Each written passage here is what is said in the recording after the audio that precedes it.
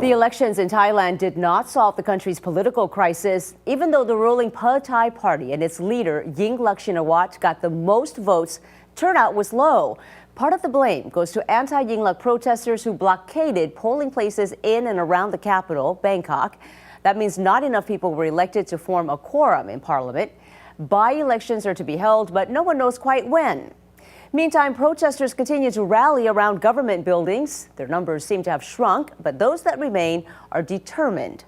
The reason for me to be here is to support an election after the reform. Actually, I'm not quite sure what reform we should carry out, but as far as I know, there is corruption and embezzlement in our country, so reform is very necessary. The protesters want to drive Yingluck totally out of politics. They say her government is corrupt, charged with everything from embezzlement to vote buying. They also say Yingluck is under the thumb of her brother, Thaksin. He's living in exile to escape charges of abuse of power, but he's suspected of running the government via teleconferencing. The protesters want a so-called People's Council to run the country until political reforms are made. A new twist is that the country's rice farmers are also angry now. They are a key block of support for Yingluck, but the government's been unable to pay them for this year's harvest.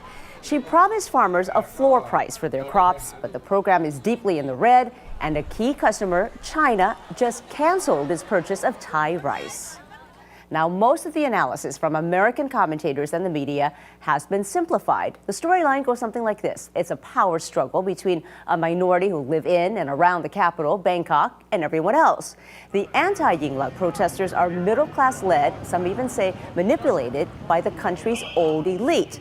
The protesters claim Yingluck's government is illegitimate and corrupt, but the Western narrative goes on to say that the protesters just don't like the fact that Yingluck and her brother Thaksin are popular and have won all 5 recent elections. So the conclusion, the protesters only like elections when they win.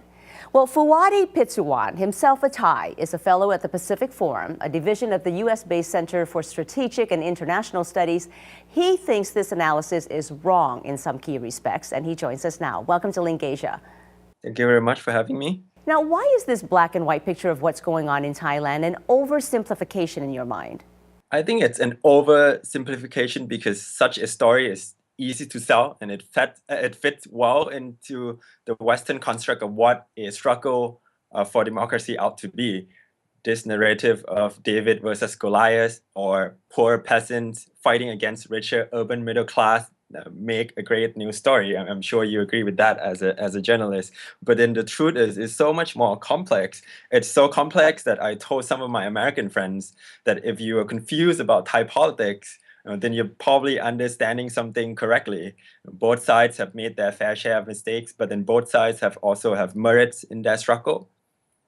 So to continue that thought, you say it's a very complex situation. What are some of the key complexities you're talking about?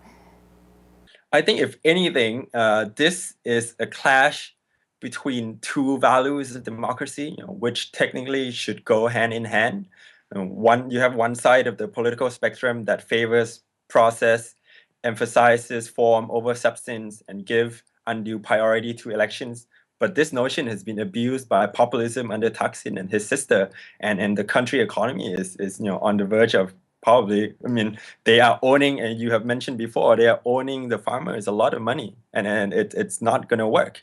But then you have the other group, who put more weight on the spirit and substance of democracy, and then that would require a robust check and balance system.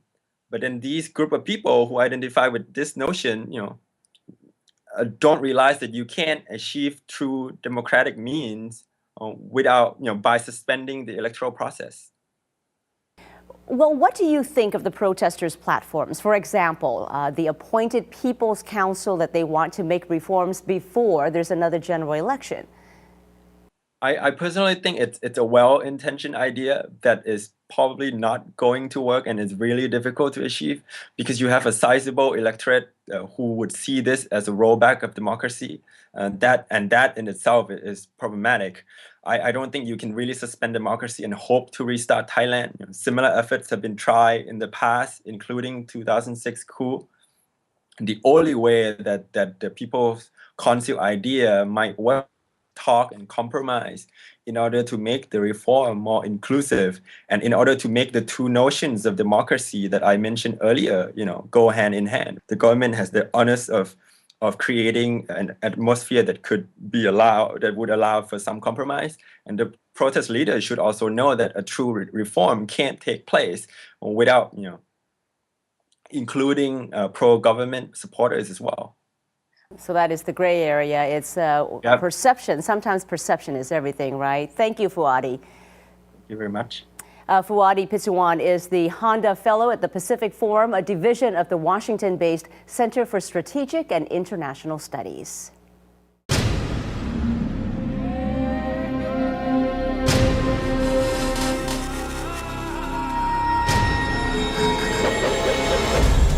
Now on U.S. airwaves, a global channel of uncompromising stories. World news, documentaries, entertainment, and culture.